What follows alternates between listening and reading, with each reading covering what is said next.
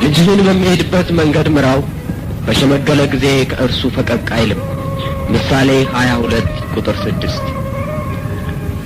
ይህ ሂድና የሠራውልህን መስክር ተብሎ በኢየሱስ ክርስቶስ የተሰጠኝን ትእዛዝ በመቀበል የቀረበ ታላቅ ግሩምና ምስጢራዊ የሆነ የእግዚአብሔር ሥራ ታሪኬ ነው። አንድ ሰው መጥፎ ዕድልን እንደ የተወሰነ የዕድል ሥራ አድርጎ ሊወስድና በመሆኑም የሕይወታችንን ክንውኖች መለወጥ እንደማንችል አድርጎ ሊያስብ ይችላል። ለተወሰነ ደረጃ ያህል ይህ እውነት ነው። የእግዚአብሔር ልጅ ክርስቲያንን አስመልክቶ ግን ሕይወቱ በቅድ ያለች ናት። ምሳሌ 16 ቁጥር 9። የዚያ ዕቅድ መሟላት ወይም አለመሟላት ግን በአንዳንድ ምክንያቶች ላይ የተወሰነ ይሆናል። ይኸውም የግለሰቡ ወደ እግዚአብሔር መቅረብ፣ የግለሰቡ ስለ ሕይወት ፍጻሜ ያለው አመለካከትና ግለሰቡ የሚኖርበት ህብረተሰባዊና መንፈሳዊ ሁኔታዎች ናቸው። የሕይወት አቅጣጫ አንዳንድ ውጫዊ ከሆኑ ነገሮች ግጥሚያ ይደርስበታል። ውድቀቱ የሚሆነው ግን በአንድ ወይም በሌላ መንገድ ፈቃድህን ስትሰጥ ነው። ይኸውም ለመልካም ወይም ለመጥፎ፣ ለመውደድ ወይም ለመጥላት፣ ለማወቅ ወይም ላለማወቅ ነው። የመታዘዝ ፈቃደኝነት አዲስ ለተወለዱ ክርስቲያኖች ታላቅ ኃይል ሲሆን፣ ያለመታዘዝ ደግሞ ኃጢአተኞችን የማጥፊያ ኃይል ነው። አንድ ሕፃን ብቻውን ሲተው ከሁለት ኃያላት በአንዱ ቁጥጥር ስር ይውላል።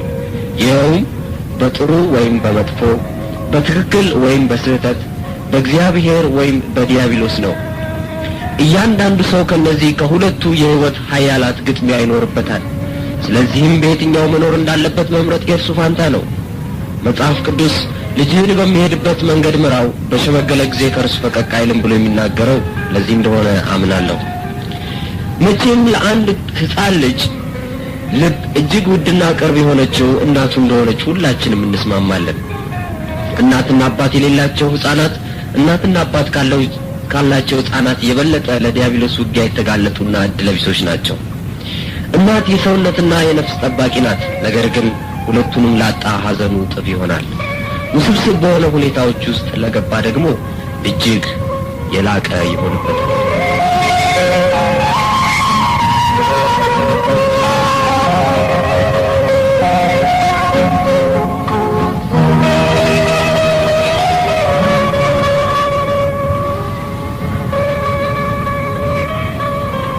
ታሪኬ የጀመረው ከ22 ዓመት በፊት አነስተኛ ኢሞ በምትባል መንደር ውስጥ ነው። ቤተሰቦቼ ከሀብታም የሚመደቡ አልነበሩ። ነገር ግን አባቴ ከአያቴ 42 ሄክታር መሬት የወረሰ ሲሆን ይህም በረከት ዛሬ በቤተሰቡ ታሪክ ውስጥ የማያውቀውን መጥፎ ዕድልን አመጣ። አባቴ በቅርብና ሩቅ በሆኑ ዘመዶቹ በጣም ይቀናበት ነበር። ይህም ለምን እንደሆነ ባላውቅም ምናልባት ሰፊ በሆነው በወረሰው መሬቱ ምክንያት ሳይሆን እንዳልቀረ ገምታለሁ። እናትና አባቴ እንዲሁም ፍቅር፣ ማርጋሬት፣ አማኑኤልና ቼነር ከተባሉት ልጆቻቸው ጋር ደስተኛ ቤተሰብ ሆነን እንኖር ነበር። ወላጆቼ ሁለቱን ሴቶች ልጆች ከወለዱ በኋላ እኔ የተወለድኩት 14 ዓመት ቆይቶ ሲሆን በቤተሰብ ውስጥ ብቸኛ የሆንኩ ወንድ ልጅ ነበርኩ። ከኔም በኋላ ታናሽቴ ቼነር ነበረች።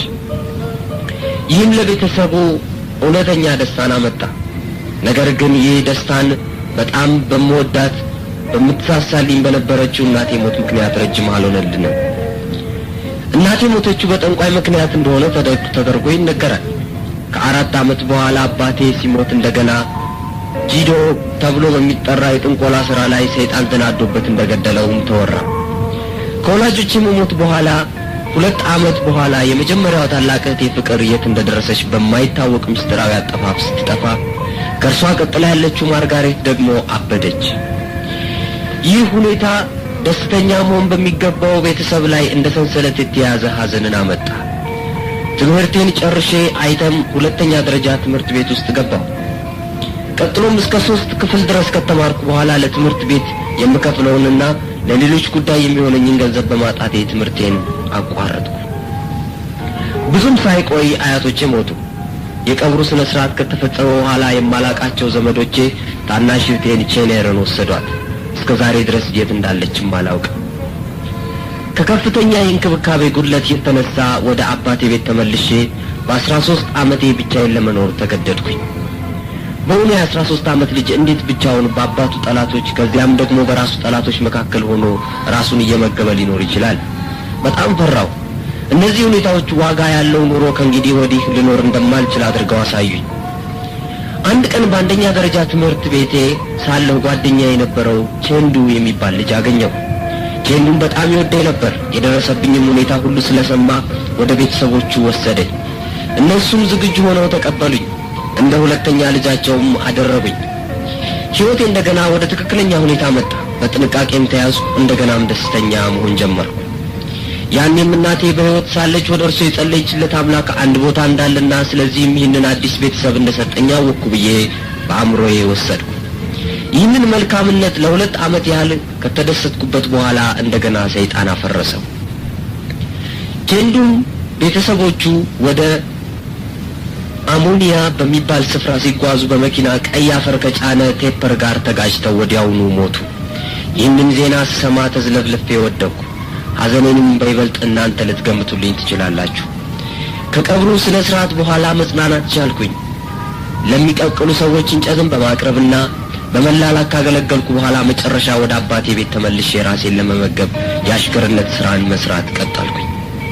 አስቸጋሪ የሆኑ ስራዎችን በእርሻና በአትክልት ቦታዎች ቀኑን ሙሉ ተጉዤ ከትላልቅ ሰዎች ጋራም ደግሞ አሳ ማጥመድ ቀጠልኩ።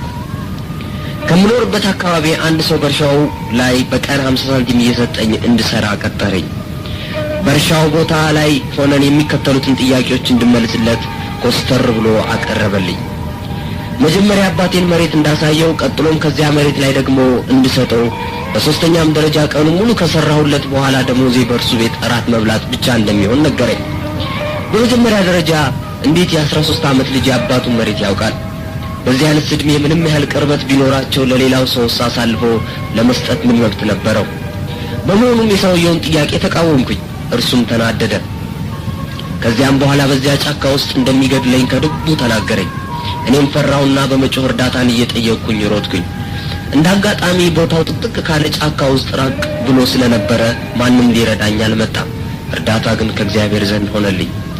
በጩቤ ሊወጋኝ ሞከረ። ነገር ግን ወጣት ስለነበርኩ አምልጬ ስሮጥ 1 ሜትር ከ82 ጥልቀት ካለው ጉድጓድ ውስጥ ወደቅኩኝ። በሳርም ተሸፈንኩኝ።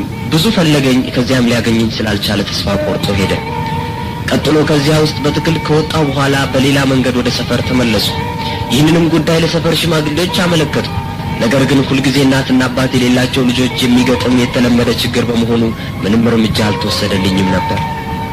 ይህ ሁኔታ እውነተኛ ጥላቻ በወጣቱ ልቤ ውስጥ ተፈጠረ። ማንም አልወደደኝም። ማንም ስለኔ ግድ የሰጠው አልነበረም።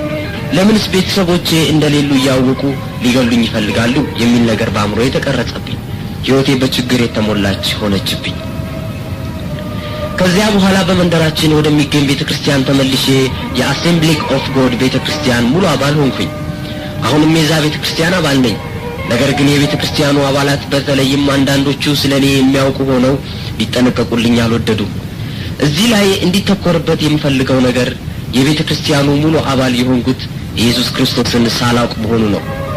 እንደገና መወለድ ማለት ምን ማለት እንደሆነም አላውቅም ነበር። ዛሬም በእንደዚህ አይነት ሁኔታ በቤተክርስቲያን ውስጥ ያላችሁ ሁሉ ሕይወታችሁን ለጌታ ለኢየሱስ ክርስቶስ እንድትሰጡት እመሰክርላችኋለሁ። ቃሉ እንዲህ ይላልና ነው፣ እርሱ ስለእናንተ ያስባልና የሚያስጨንቃችሁን ሁሉ በእርሱ ላይ ጣሉ። አንደኛ ጴጥሮስ ምዕራፍ 5 ቁጥር 7። በዚህ ሁሉ ችግርና መከራ ውስጥ እያለሁ አሊስ ብቅ አለች። አሊስ በአንደኛ ደረጃ ትምህርት ቤት አብረን አንድ ወንበር ላይ ቁጭ ብለን የተማረንና በጣም የምንዋደድ ጓደኛሞች ስንሆን የ5 ዓመት ዕድሜ ልዩነት የነበረንና የምትበልጠኝ ልጃገረድ ነበረች። በዚህ በሕፃንነት ፍቅራችን ባደግን ጊዜ እንደምንጋባ ሁሉ ቃል ተግባብተን ነበር። በዚያን ጊዜ 11 ዓመት የነበረ ሕፃን በ5 ዓመት ከምትበልጠው ልጃገረድ ጋር ያው ምንም ትምህርት ሳይኖረው የሚበላው አንዳች ሳይኖረው ለጋብቻ ቃል ኪዳን ማድረግ የሚያስደንቅ ነበር። ከዚያም በኋላ ናሊስ አኩሬ ወደሚባል ከተማ ለሁለተኛ ደረጃ ትምህርቷ ሄደች። እዛም እያለች ብዙ የፍቅር ደብዳቤዎችን ተለዋውጠን ነበር። ዳግመኛ ካሊስ ጋር ስንገናኝ እኔ 15 እሷ 20 ዓመት ሆነን ነበር። እሷ የሁለተኛ ደረጃ ትምህርቷን ጨርሳ ቤተሰቦቿ በሚኖሩበት ሌጎስ ከተማ በአንድ በታወቀ ባንክ ቤት ውስጥ ተቀጥራ ትሰራለች። አሊስ ከመጀመሪያ ጀምሮ ታውቀኝ ስለነበርና ችግሬንም የተረዳች ስለሆነ ይህንን በማስተካከል ፍላጎቷን አሟላችብኝ። አብረን እንደምንኖር ከነገረችኝ በኋላ በሌጎስ የሚገኘውን የቤት አድራሻዋንና 50 ብር ሰጠችኝ። ይህ በህይወቱ ሙሉ በቀኑ ከ2 ብር በላይ አግኝቶ የለማያውቅ 15 ዓመት ልጅ ታላቅ ዕድልና ደስታ እንዲሁም ከሰማይ የወረደ መና ያህል ሲሆን በአንጻሩም ሌጎስ ብዙ ገንዘብና ለህይወት አስፈላጊ የሆኑ መልካም ነገሮች በሙሉ የሚገኙባት እንደሆነ አድርጌ ገመትኩኝ። ስለዚህ ወደ ሌጎስ ሄጄ የራሴን ገንዘብ ማግኘትና ሀብት ማከማቸት አለብኝ አልኩ። ወደ ሌጎስ መሄድ ብቻኛ የሆነ መሸሸጊያ መንገድ እንደሆነ አድርጌ ወሰድኩ። ከአባቴ ጠላቶች፣ ከእኔም ጠላቶች፣ ከረሃብና ከሌሎች ብዙ ችግሮች መሸሸጊያ እሱ ብቻ ነው አልኩ። መሸሽ፣ አዎ ከክፋት ሁሉ መሸሽ።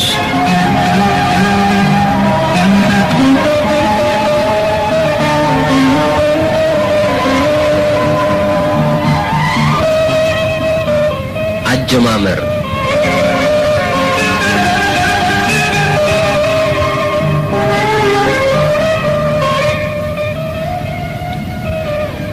ለሰው ቀን የምትመስል መንገድ አለች፣ ፍጻሜዋ ግን የሞት መንገድ ነው።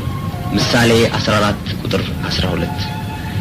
ክፎች ግን እንደሚንቀሳቀስ ባህር ናቸው፣ ጸጥ ይል ዘንድ አይችልምና ውኆችም ጭቃና ጉድፍ ያወጣሉና ለክፎች ሰላም የላቸውም ይላል አምላኬ። ኢሳይያስ 57 ከቁጥር 20 እስከ 21። ታዲያ ሕይወትም ከኢየሱስ ክርስቶስ ውጭ ልክ በቃሉ እንደተጠቀሰው ነው። አሊስ የሰጠችኝን 50 ብርና አድራሻ ይዤ ነጻነት ለማግኘት ከስር ለመፈታት ወደ ደስታና ወደ ሌሎችም እነዚህን ወደ መሳሰሉ ለመሸሽ ትንሿን መንደሬን ትቼ ወጣሁ። ነገር ግን ቆይቼ እንደምታዩት በወጣቴው አእምሮዬ ውስጥ ከታዘለው ነገር ሁሉ እጅግ የራቀ ሁኔታ ነገር ያጋጠመኝ። ሌጎስ ደርስ ከዓይኖቼ እጅግ በጣም ውብ ሆኖ ከሚታዩ የተነሳ የመንግስተ ሰማያትና በአጠቃላይ መንግስተ ሰማያትን ሊመስል ይችላል ከምለው ነገር ሁሉ ጋር አወዳደርኩት። በጣም ረጅምና የሚያማምሩ ህንጻዎችን አየሁ። የሰው ሁሉ ፊት በደስታ የተሞላ እንደሆነ መሰለኝ። እያንዳንዱ ሰው ለራሱ ስራ የሚሯሯጥ እንደሆነና በዚህች ከተማ ያሉ ሰዎች እጅግ ስራ እንደሚበዛባቸውም ደግሞ አስተዋልኩ።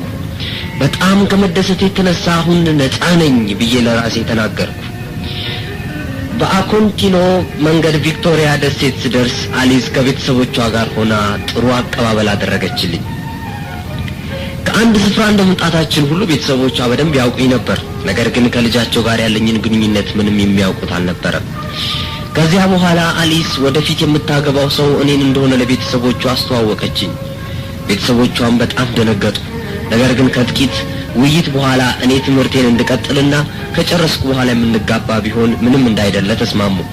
ይሁን እንጂ አሊስን ነገር አጥብቃ ተቃወመች። እንዲያውም ወዲያው ከእርሷ ጋር ሄጄ መኖሪያ ቤቷ ብሬያት እንድኖር ይህንንም እንዲፈቅዱ ጠየቀቻቸው። ቤተሰቦቿ ይህንን ሊቀበሉ አልቻሉም። እሷ ግን ግድ አለቻቸው። ከብዙ ክርክር በኋላ ሊገለጽ በማይችል ሁኔታ አሳመነቻቸው። እሺም አሏት። አብረንም ወደ ቤቷ ሄድን።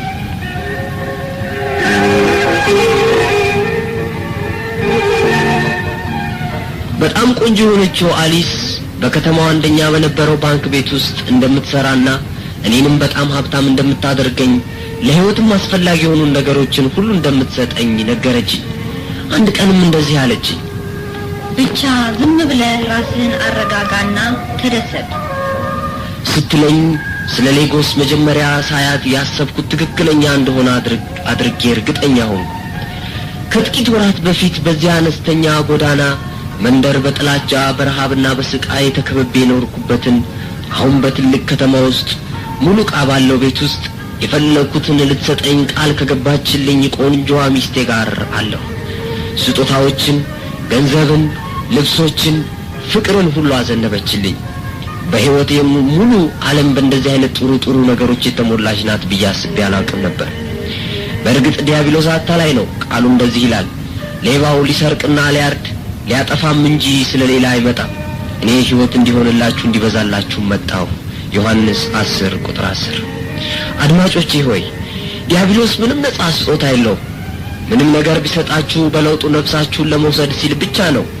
ይህ የጤንነትና የደስታ ኑሮ ብዙም አልቆየም። ምክንያቱም ከ3 ወር በኋላ እንግዳ ነገሮች መታየት ጀመሩ።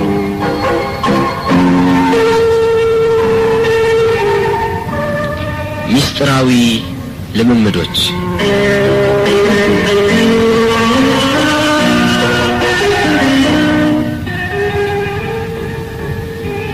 አንድ ቀን ማታ ጨለማ በሆነ ሌሊት ከእንቅልፌ ስነቃ በአጠገቤ ቦ እየተባለ የሚጠራና ክብ ሆኖ በመቀመጥ አንገቱን ብቅ የሚያደርግ ትልቅ እባብ ተጋድሞ አየሁ። ልጮህም ፈለኩ፣ ነገር ግን አልቻልኩም። ሌላ ሌሊት ደግሞ ስነቃ የአሊስ ሰውነት በውስጡ አሳልፎ እንደሚያሳይ ዕቃ መያዣ ቦርሳ ሆኖ አገኘዋለሁ። ሌላ ሌሊት ደግሞ ስነቃ አንዴ ትጠፋለች፣ አንዴ ብቅ ትላለች። አንዳንድ ሌሊት ደግሞ ስነቃ እንግዳ የሆነ ድምጽ ወይም ዳንስ በሳሎን ቤት ውስጥ ሰማለሁ። ይህንን አስፈሪ ሁኔታ ልቋቋም ስላልቻልኩ ላናግራት ወሰንኩ። የመጀመሪያ መልሷ ቁጣና እንዲህ ያለ ከባድ ማስጠንቀቂያ ነበር።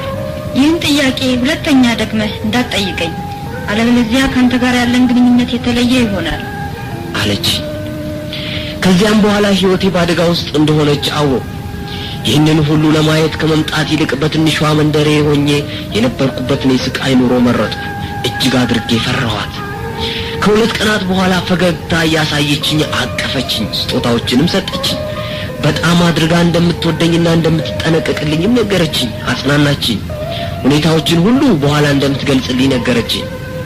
ወደ አንድ የመዝናኛ የምሽት ክበብ ወሰደችኝ። እዚያም ሀብታም ልታደርገኝ ቃል የገባችልኝን አስታወሰችኝ። ከዛም ቀጥሎ እንደዚህ አለችኝ። አንድ ቀን እኔ የማውቃቸውን ነገሮች ሁሉ ታውቃለህ አለችኝና ወደ ቤት ተመልሰን ሄድን። ሕይወቴም እንደበፊቱ በትክክለኛነቱ ቀጠለ። ነገር ግን በውስጤ በአደጋ ውስጥ እንዳለው ተረዳሁ። እንዴት ላመልጥ እችላለሁ? ላምልጥስ ብል ወዴት እሄዳለሁ? እዚህ ላይ ሊተኮርበት የሚገባው ነገር የአሊስ ቤተሰቦች ወጣቷ ልጃቸው ኮስተር ብላ በጥንቆላና በርኩስ መንፈስ ሥራ ውስጥ መዘፈቋን አለማወቃቸው ነው። እኔንም ሕይወቴን የምወዳት ከሆነ ይህንን እንዳልነግረባቸው ከባድ ማስጠንቀቂያ አስጠንቅቃኛለች። አድማጮቼ ሆይ የ20 ዓመት ልጃገረድ እነዚህን ነገሮች ሁሉ ታደርጋለች ብላችሁ ትገምታላችሁ?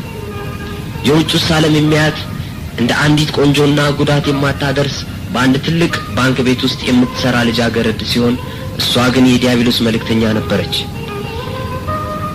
ስለዚህ አድማጮቼ ዛሬም በዓለማችን ብዙ አሊሶች አሉ።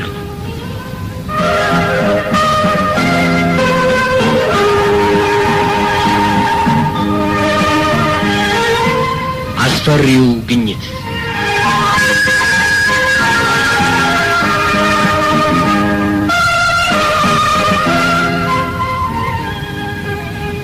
አንድ ቀን እሷ ስራ ከሄደች በኋላ በቤት ውስጥ ያለውን ነገር ለማወቅ እየተዘዋወርኩ ማየት ፈለግኩ። ወጣት እንደመሆኗ መጠን ቤቷ በደንብ የተያዘና ሁሉ ነገር የተሟላላት የሚያምር ነበር። 4 የማቀዝቀዣ ቤቶች ነበሯት። አንዱን ስከፍተው የሰው ጭንቅላቶች፣ የደረቀና ትኩስ የሆነ የሰው ስጋ አየሁ። በጣራው ውስጥ ደግሞ አጽሞች ነበሩ። በሌላው ወደ ጥግ በነበረው ክፍል ውስጥ የውሃ ማሰሮ፣ በውስጡ ደም፣ በመካከሉም ላይ ትንሽ ዛፍ፣ ትንሽ ቅልና ቀይ ጨርቅ ጎን ሆኖ አየሁ። ከዚህ በላይ ልቀጥል አልቻልኩም። አሁን የሞተ ሰው እንደሆንኩ ራሴን አወቅኩ። ወዴትም ልሄድ እንደማልችል ሁሉ ለሚመጣው ለማንኛውም ነገር ሕይወቴን አስገዝቼ አፌንም ለጉሜ ሞትም ቢሆን ወይም ሕይወት መጠባበቅ ጀመርኩ። አሊስ ከመስሪያ ቤቷ ተመልሳ ስትመጣ በአስተያየቷ መስሪያ ቤት ሆና በቤት ያደረኩትን ሁሉ እንዳወቀችብኝ ገባኝ።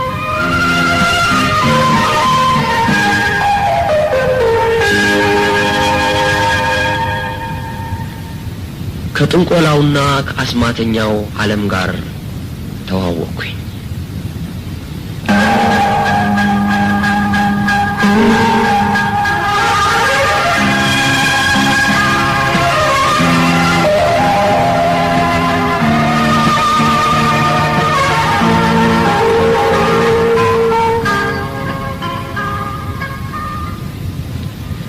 በሚቀጥለው ቀን ወደ አንድ ስብሰባ አብረን እንድንሄድ ጠየቀችኝ። መቼም አንድ እስረኛ ሆኛለሁና ሌላም አማራጭ ስለሌለኝ እሺ አልኳት። ከከተማው ወጣ ብሎ ወደሚገኝ አንድ ትልቅ ሕንጻ ሄደን ስንደርስም የሚገባው ጀርባ ዙሮ እንደሆነ ነገረችኝ። ምድር ቤት ውስጥ ወደሚገኝ ትልቅ አዳራሽ በኋላ የገባሁ። ከኔም በኋላ እሷም በዚያው አኳኋን ገባች። አዳራሹ በጣም ሰፋ ያለና 500 ያህል ወንዶችና ሴቶች ክብ ሰርተው የተቀመጡበት ነበር። ከነርሱም በላይ ጭንቅላቱ ብቻ የሚታይ ነገር ግን የተቀረ ሰውነቱ የሌለው ሰው እንደ መሪ ሆኖ ተቀምጧል። ከነዚህ ሰዎች አንዳንዶቹ ተማሪዎች፣ አንዳንዶቹ ዩኒቨርሲቲ ለመጨረስ ጥቂት የቀራቸው፣ አንዳንዶቹ ደግሞ የዩኒቨርሲቲ ምሩቃን፣ አንዳንዶቹም መምህራንና የመሳሰሉት ናቸው። አሊስ በግድግዳ ያለውን ቁልፍ ስትጫነው ከወለሉ ውስጥ ወንበር ወጣና ተቀመጥኩበት። ለእርሷም እንዲሁ አድርጋ ሌላ ወንበር ወጥቶ ተቀመጠች። ከዛም ለተሳታፊዎቹ አዲስ አባል መሆኔን አስተዋወቀችኝ። እነርሱም በጭብጨባ ተቀበሉኝ። ይህንንም በማድረጓ አሊስ እድገትን አገኘች። በስብሰባው ወቅት ምንም ሊገባኝ ያልቻለን ነገር ተወያይተው በስተመጨረሻ ሌላ ጊዜ ብቻዬን እንድመጣ በመሪው ተጠይቄ ስብሰባው አበቃ። ይህ ነበር እንግዲህ ከአስማተኛው ዓለም ጋር የነበረኝ የመጀመሪያው ትውውቄ። በዚያኑ ሌሊት ልክ በ8 ሰዓት አሊስ ከእንቅልፌ ቀስቅሳኝ አስደንጋጭ ነገሮችን ታጫውተኝ ጀመር።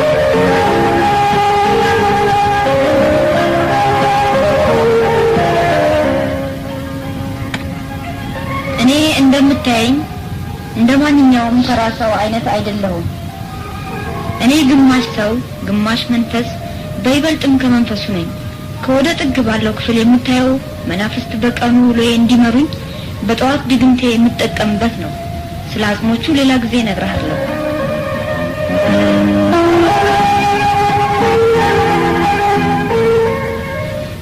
ይህንን ስትለኝ ምንም ቃል አልተነፈስኩም። ስለ ዓለም ምስጢራት የሚያስረዱ መጽሐፎችን እንዳነባ መጣችልኝ። እኔም ሁሉም ነገር ለማወቅ ጉጉት በሆነው አእምሮዬ ለማንበብ ወሰንኩ። በአጭር ጊዜ ውስጥ በጣም ፍላጎት አደረብኝ። ታዲያ እሷም ይህንን ሁኔታዬን ወዲያው ስታይ እኔ ሳላውቀው ህንድ ወደሚገኘው የአስማተኞች ህብረት ስሜን ላከች። በፊት እንደተነገረኝ ወደዚያ ወደ ስብሰባው ስፍራ ብቻዬን ሄድኩኝ። ከዚያም 9 አዳዲሶችና አንዳንድ መስካሪያኖችን አገኘሁ። እኛም ሁኔታውን ወይም ስራውን መጀመራችን ስለነበር ወደ አዳራሹ መሃል ተጠርተን የሚከተሉት ነገሮች ተፈጸሙብን። መስኮት ለማጣበቅ የምንጠቀምበት አይነት የመሰለ የተለያዩ ምግቦች ቅልቅል በሆነ ነገር ሰውነታችን ታሸ። ይህ ሙሉ አባል ለመሆን ብቁ ያደርጋችኋል ተባለን። ዘይት የመሰለ ነገር በጠርሙስ ሆኖ እንድንጠጣ ተሰጠን። ይህ መልእክተኛ ለመሆን ብቁ ያደርጋችኋል ተባለን። በመጨረሻም ባሩድ የመሰለ ነገር በራሳችን ላይ ታሸ። ይህ ምስጢራቸውን ለማጥናት ይጠቅማችኋል ተባለን። አሁንም ታዲያ ልክ እንደ በፊቱ እኔ ሳላውቀው ይህ ያጀማመር ስነ ስርዓት በህንድ ሀገር ተመዝግቦ ኖሮ በማግስቱ ከነርሱ ደብዳቤ ደረሰኝ። በደብዳቤው ታዘዝኩት የተላከልኝን ደብዳቤ በደም ያቆሽሼ ወይም ደሜን ቀብቼ በፖስታ ቤት ሳይሆን እነርሱ በገለጹልኝ መንገድ እንድልክላቸው ነበር።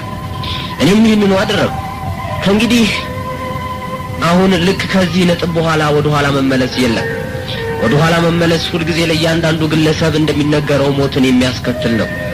እኔ ምንም ተስፋ የለኝም ብዬ ጨርሻለሁና ሌላ ማድረግ የምችለው ስላልነበረኝ እነርሱ ያሉትን ፈጽም